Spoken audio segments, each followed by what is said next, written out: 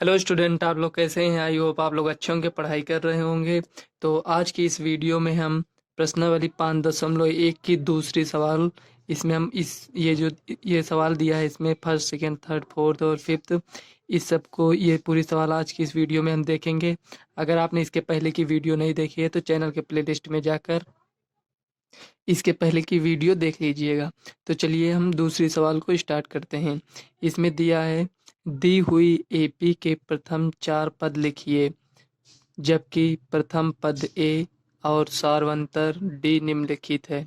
तो प्रथम देखो, इससे हमें ये लिखा है, इसमें दी हुई एपी, कहने मतलब ये जो दिया है डी बराबर 10, ये सब में बराबर है। जितना पद आएगा मतलब जो इसकी सूची बनाएंगे उसमें डी सारवंतर जो दिया है ये सब में सेम है, क्योंकि ये एपी इसमें पहले से ये दिया है। जब एपी दे दिया है तो हमें ये पता चल जाता है कि इसमें सारवंतर जो डी है, प्रत्येक उसमें जो सूची दिया है उसमें डी समान है। तो इसमें दिया है प्रथम पद ए बराबर 10 है और डी बराबर भी 10 है। तो इसमें हमें सारवंतर और ए दिया है, तो इसके हम 4 पद ज्ञात कर लेंगे। 4 पद ज्ञात, अगला 4 पद ज्ञात करने के लिए हमारे पास सूत्र है, इसके पहले की वीडियो में हमने बताया है। तो चलिए हम इस सवाल को हम सॉल्व कर लेते हैं। तो देखिए फ्रेंड्स, इसमें दिया है ए बराबर 10 और डी बराबर 10, तो ये आपका सारवंतर हो गया। और ये जो A1 है ये प्रथम पद हो गया। तो इसका हम अगला पद कैसे, देखो ये पहला पद ये हो गया, तो इसका अगला पद ज्ञात करने के लिए फार्मूला है उसे, देखो प्रथम पद A1 है, और अगर हम द्वितीय पद हमें ज्ञात करना है तो A प्लस डी करते हैं। उसके बाद तीसरा पद ज्ञात करने के लिए A प्लस 2D। तो देखिए, एक पद ये हो गया, 2 पद, 3 पद, हमें 4 पद ज्ञात करना है तो A प्लस 3D ये हो गया। तो देखो हमें A1 पता, ये A1 है, ये भी A1 है, ये भी A1 है। तो पहला पद, दूसरा पद, तीसरा पद, चौथा पद। तो आप इसमें ध्यान दीजिएगा, जब हम तीसरा पद ज्ञात कर रहे हैं, देखो 1 2 3, तो यहाँ क्या लिखे हैं, यहाँ 2। जब चौथा पद ज्ञात कर रहे हैं तो यहाँ 3 लिखे हैं। यहाँ ऐसा क्यों होता है? देखिए पहले पद में तो हम ये डी को लिखे नहीं हैं, तो दूसरे पद से हम डी को लिखना स्टार्ट किए हैं, तो इसीलिए इसमें चौथे पद में 3 आता है। पांचवा पद ज्ञात करेंगे तो यहाँ 4 हो जाएगा। इसी तरह 10वां ज्ञात करेंगे तो एक कम, मतलब यहाँ 9 लिखेंगे। तो हमें 4 पद याद करना है, तो इसी फार्मूले से हम 4 पद यहाँ ज्ञात कर लेंगे। तो यहाँ हम लिखेंगे A1 इक्वल टू, हमारे पास 10 है, यहाँ लिखेंगे हल। A1 10 है, और दूसरा पद याद करने के लिए A1 plus D equal to, A1 कितना है 10 प्लस डी कितना है 10 है, इक्वल टू हमारे पास 20 आ गया। अब इसी तरह तीसरा पद याद करेंगे, A1 plus 2D equal to A1 10 है प्लस 2 × 10 इक्वल टू, देखो 10 को 2 से गुणा करेंगे तो 20 आएगा, 20 में 10 को ऐड करेंगे तो 30 हो जाएगा। इसे लिख लेंगे। 3 पद देखो हमारे पास मिल गया, 1 2 3। हमें 4 पद ज्ञात करना है, तो चौथा पद ज्ञात कर कर ये ये हो गया। अब देखो A1 की जगह 10 है प्लस यहाँ 3 है, लिखेंगे डी का मान जितना है उसको लिखेंगे इक्वल टू, देखो 3 को अगर 10 से गुणा करेंगे 30 आएगा, 30 में 10 को ऐड करेंगे तो 40। तो यहाँ लिखेंगे, अतः प्रथम 4 पद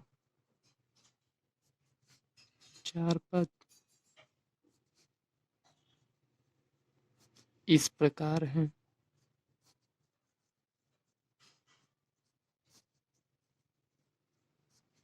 देखो 10 है, 20 मतलब 20, 30, 40।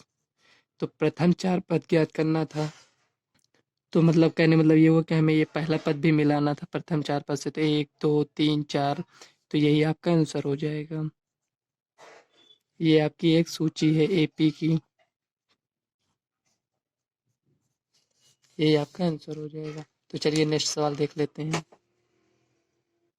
तो यहाँ देखिए आप, A1 बराबर यहाँ दिया है -2 और D बराबर 0 दिया है। तो इसके पहले जैसे हमने ज्ञात किया था उसी तरह हम इसको ज्ञात कर लेंगे। यहाँ लिखेंगे हल। प्रथम पद तो ये दिया है, ऐसे लिख लेंगे इसको, -2। दूसरा पद ज्ञात करने के लिए a1 plus D equal to a1 कितना है -2, डी कितना है +0। जब इसमें -2 में 0 को ऐड करेंगे तो -2 ही रहेगा। सेम देखो इसमें भी आया, इसमें भी क्यों सेम आया, क्योंकि ये जो सारवंतर है तो ना इसमें कुछ घटाए हैं ना कुछ इसमें मतलब जोड़े हैं। 0 चाहे आप जोड़ दीजिए चाहे माइनस कर दीजिए आएगा तो उतना ही। तो इसीलिए इसमें देखो पहला पद दूसरा पद सेम आया है। इसी तरह तीसरा चौथा पांचवा जितना पद कहेंगे उसमें भी सेम आएगा, क्योंकि ये सारवंतर 0 है। ना तो इसमें कुछ बढ़ाए हैं ना घटाए हैं, शून्य है।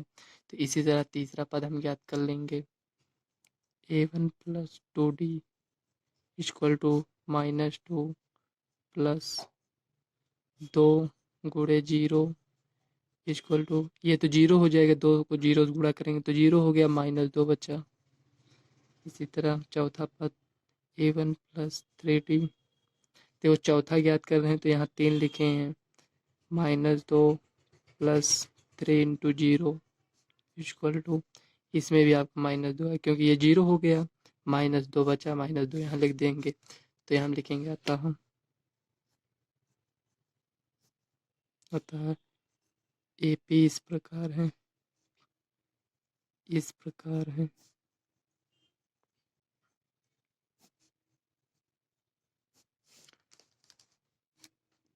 तो यहाँ देखिए इसी को हम लिख देंगे -2 कामा -2 कामा -2, और ये -2 ये भी है, देखो 1 2 3 4 ये हो गया, यही आपका आंसर हो जाएगा। इसी तरह नेक्स्ट सवाल देख लेते हैं। देखिए नेक्स्ट सवाल तीसरे सवाल में दिया है a = 4 और t = -3, तो इसको भी उसी तरह सॉल्व कर लेंगे।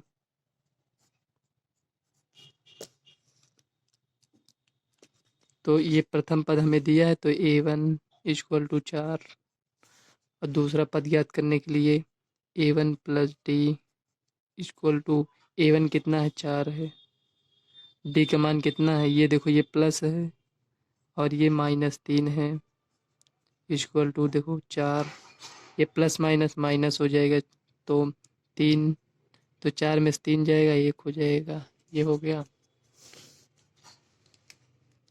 अब देखिए अब 1 2, अब तीसरा पद याद कर लेंगे a1 plus 2d equal to, देखो ये 4 हो गया, प्लस 2 है 2 लिखेंगे, इनटू ये जो दोनों के बीच में गुणे का साइन होता है तो इनटू डी कितना है -3 है तो -3 लिखेंगे। तो देखिए 4 है 4 लिख लीजिए ऐसे, ये प्लस है देखो ये गुणे का साइन है तो ये माइनस है ये प्लस है तो प्लस माइनस माइनस हो जाएगा, तो 3 दूनी 6, ये हो गया। अब इसको सॉल्व करेंगे आगे तो कितना आएगा, 6 में से 4 गया 2, बड़ी संख्या की साइन लगाएंगे, 3 पद ज्ञात हो गया, अब चौथा पद ज्ञात कर लेंगे इसी प्रकार 3d इक्वल टू, तो देखिए 4 यहाँ प्लस है तो इसको हम डायरेक्ट सॉल्व कर देते हैं, देखो यहाँ प्लस माइनस माइनस हो गया तो -3, और डी का मान कितना है -3, तो यहाँ 3 लिख देंगे। क्यों लिखेंगे, क्योंकि ये माइनस हम यहाँ लेकर आए हैं, देखो ये माइनस था तो प्लस माइनस माइनस हो गया था तो इसको हम डायरेक्ट लिख दिए हैं। तो देखिए 4 माइनस, अगर आपको इस तरह नहीं समझ में आया तो आप इसी तरह कर लीजिएगा। तो देखिए 4 माइनस 3 3 का 9 इक्वल टू -5, तो यहाँ हम लिखेंगे अतः AP के प्रथम 4 पद, ये जो AP लिखते हैं ये समांतर श्रेणी है, इसको शॉर्ट फॉर्म में AP लिखते हैं, के प्रथम 4 पद इस प्रकार हैं।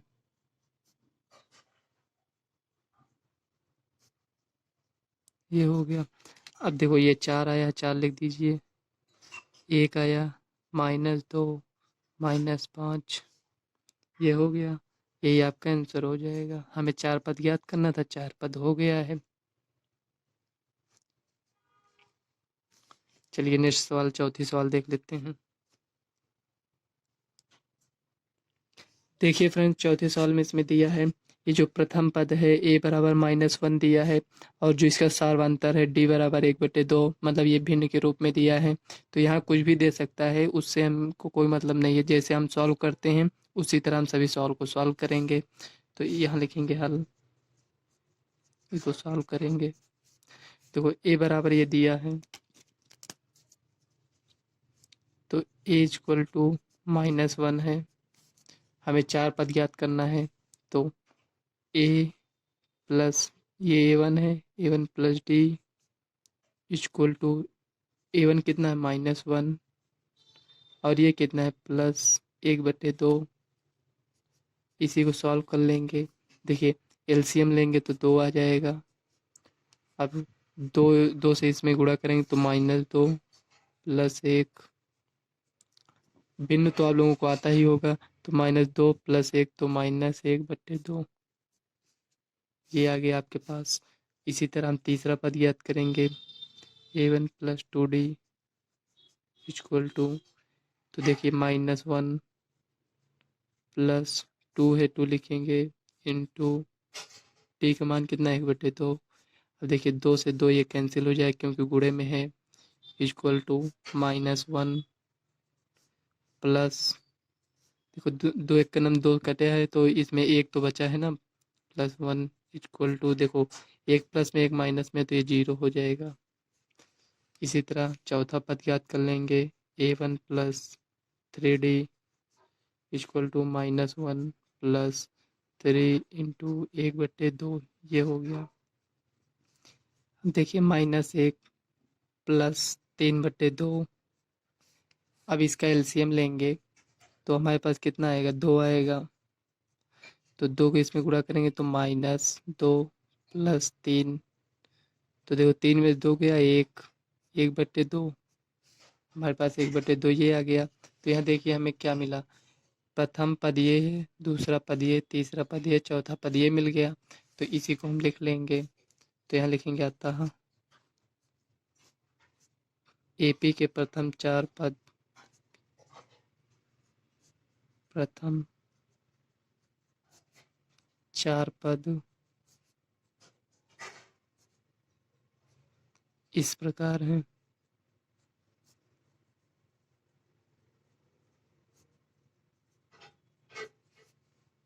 तो देखो -1 है, -1/2 है, 0 है, 1/2 है, यही आपका आंसर हो जाएगा। इसकी 5वीं सवाल देख लेते हैं। फ्रेंड्स देखिए, इसमें दिया है प्रथम पद a बराबर -1.25 और d बराबर दिया -0.25। तो ये d सार्वंतर है, ये प्रथम पद है। तो इसमें इसको जोड़कर हम दूसरा, तीसरा, चौथा पद जैसे इसके पहले हमने अभी सॉल्व किया, इसको भी उसी तरह सॉल्व कर लेंगे। तो चलिए इसको सॉल्व कर लेते हैं। यहाँ लिखेंगे हल। हमारे पास a1 कितना है, a1 इक्वल टू दिया है -1.25, और दूसरा पद क्या होगा, a1 plus D equal to, a1 कितना है -1.25 प्लस डी का मान कितना है -0.25, ये है। अब देखिए ये माइनस में है, -1.25 प्लस माइनस -0.25। अब देखिए यहाँ दोनों साइन सेम है तो ये जुड़ जाएगा।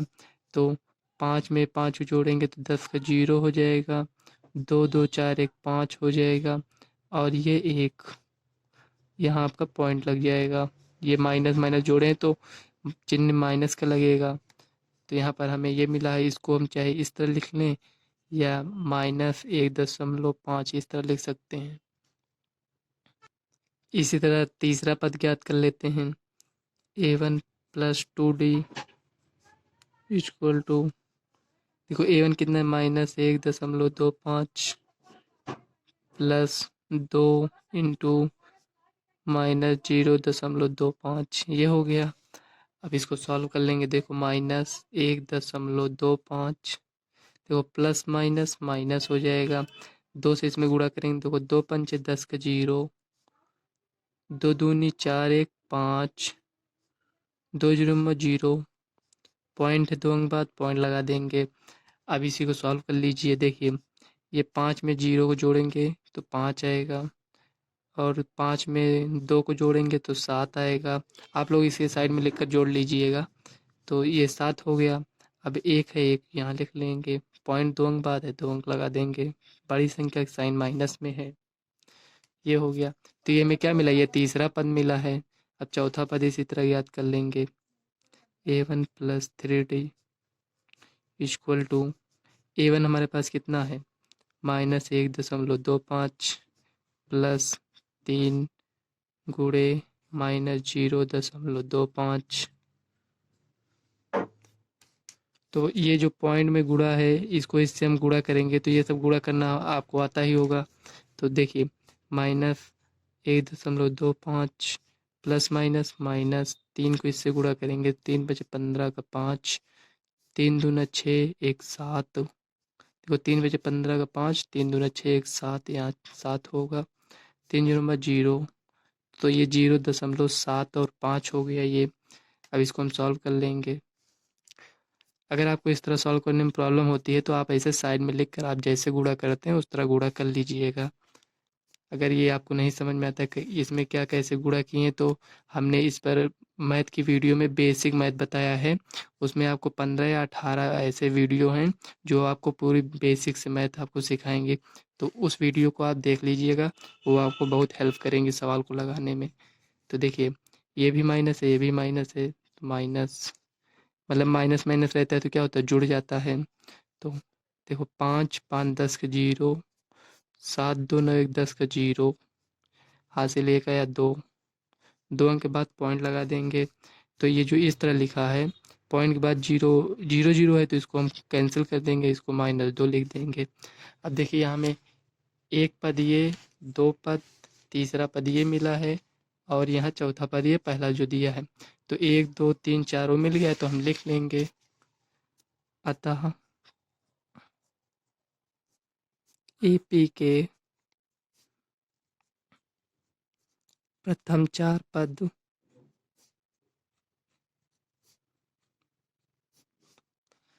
तो देखो पहला क्या है, -1.25, दूसरा है -1.5, तीसरा है -1.75, चौथा है -2। यही आपका फाइनल आंसर हो जाएगा।